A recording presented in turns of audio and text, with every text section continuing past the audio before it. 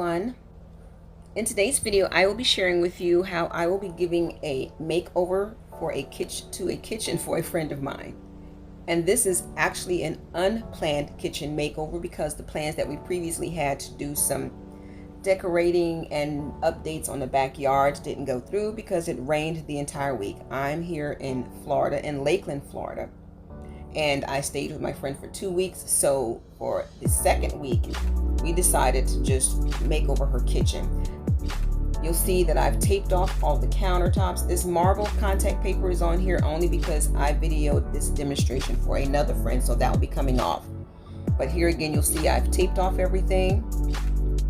And what I'm pointing out here is that there was paper border all the way around the kitchen into the eating area, and her theme was wine, grapes, and coffee. I actually did this makeover with the wine, grapes, and coffee theme back in 2007, between 2007 and 2009, somewhere in there.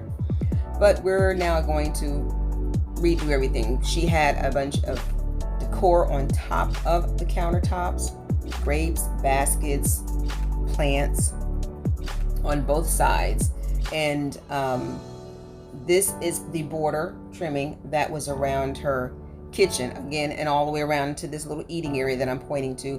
Those shades also will be coming off of her chandelier. That was also a thrift store find when I redid her kitchen back in 2007.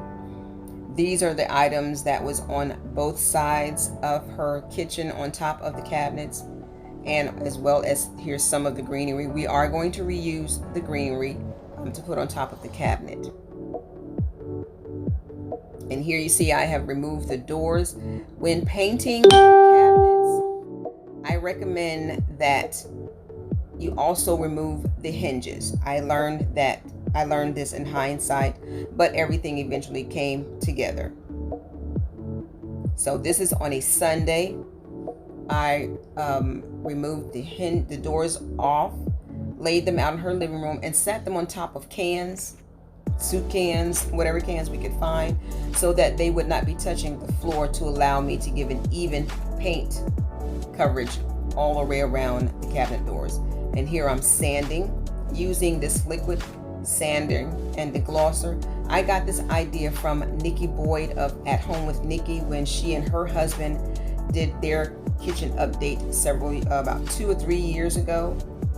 I think it was in 2017, but this is where I got that idea from. And if you'd like to see her video and you have not ever seen it, it is beautiful. So I will leave their link in the description box below. But I sanded, liquid sand and deglossed all of the cabinets and the boxes, bottom and the top as well. So that's what I did on the first day. Just removed the hardware, I taped off everything, and I did the liquid sanding and deglossing.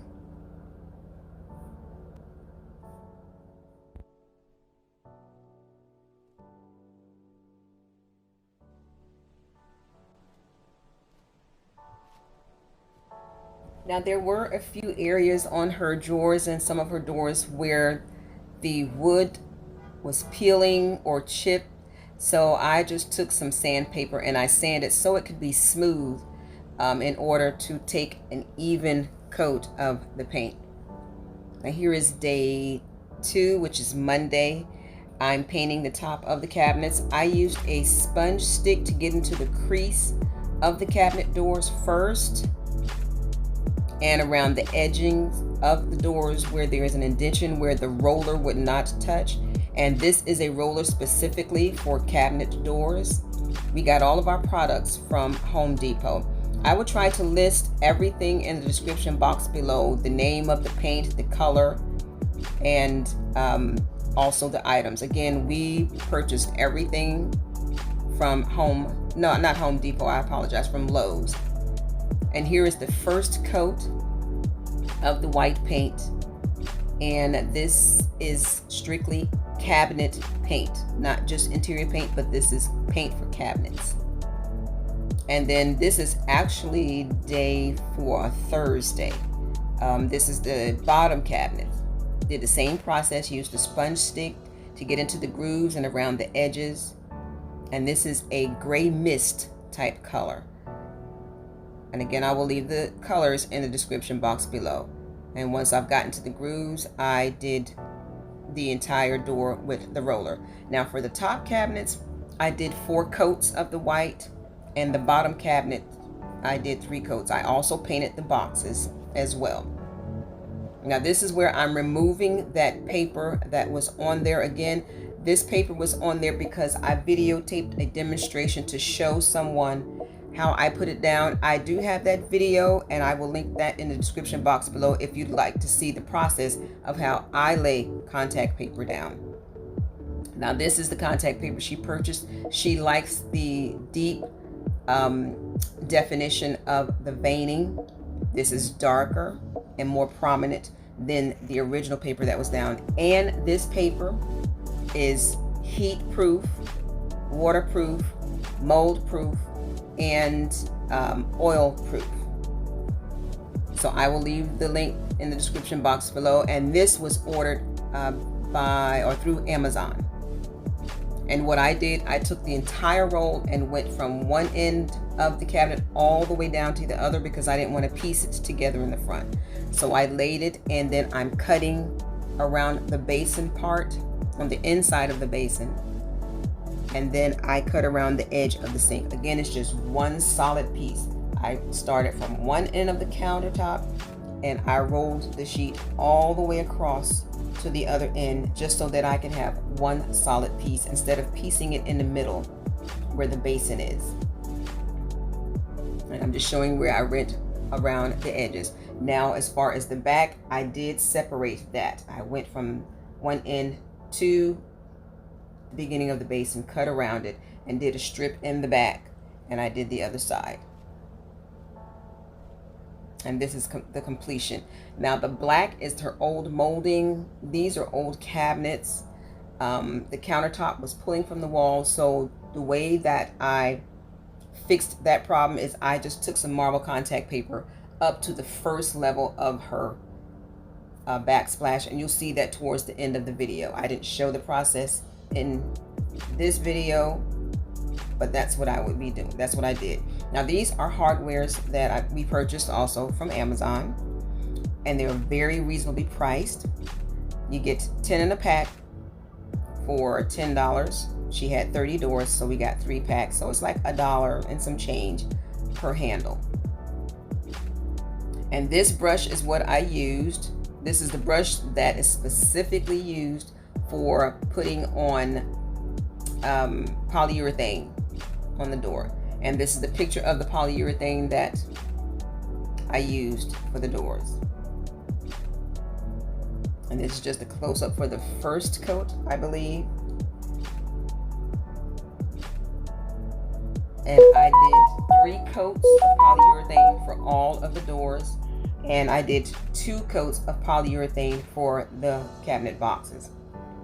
Here I'm putting on the handles, and it is so helpful to have a power drill. It makes the process much faster. If you notice, you'll see that I have a mask on my face. It's not because of the COVID-19. It is because not the polyurethane, but the paint for these cabinets doors, it is very, very strong. The chemicals are very strong in the paint. So if you decide to use the cabinet doors paint, this paint that I used, I would recommend protecting your face or covering your face, because again, the scent or the fumes, it's not fumes, but the odor from the paint for the cabinet doors, the white and the gray, as well as this peel and stick contact paper, it is very powerful. So I recommend wearing a face mask. Now here, we start to paint the walls. All the doors are done at the top, and the doors for the bottom are drying. So in between, I'm just starting on other projects. So this paint, I again will list the name of it. And this paint is a 1-coat paint by BEHR. It's premium BEHR paint. And the color, again, I cannot remember, but I will list it in the description box below. And here my friend Jackie, she's painting the wall as well. So what I did is I went around the entire kitchen area with the angle brush to just trim the top and around the doors, around all the base areas, and she came in with the roller. This is a quick DIY that I did. She had this old painting, or not a painting, but this art. So I had this picture from Pinterest. I downloaded on my Walgreens app, went to Walgreens and had them printed up. It's a 16 by 20. And I also got the poster board from Dollar Tree. I put the print in the middle of the poster board, and then took out the old art piece and put it in the glass, or put it in the frame. I did spray paint the frame, respray painted the frame black to give it a clean, glossy look. I just wanted to create something different on her wall. She initially, if you saw, remember in the beginning of the video, she had 2 cones that she created. We took those down, spray painted them black, and she's going to hang them on another side of her eat-in area. This frame is replacing those 2 cones, and it is very simple, very easy, and I love how the DIY. I got this idea from a young lady. I did her decluttering of her home and organizing her home from her. I'll leave that link in the description box below too if you're interested in seeing that. I got this idea from her to find a print and send it to Walgreens and print it up, and it came out so nice. The print only cost $15.99 because of the size. The poster board was $1 from the Dollar Tree. Again, this was an old frame, and all I did was spray painted the frame black to give it a shiny coat. This here, I'm just demonstrating the stage setting of it, but it looks so nice. And that iron piece, that was over her window. I just put it over the frame, and it came out so nice, and she loves it. And now, the reveal of the kitchen makeover, unplanned kitchen makeover update. And I want to thank you all for stopping by.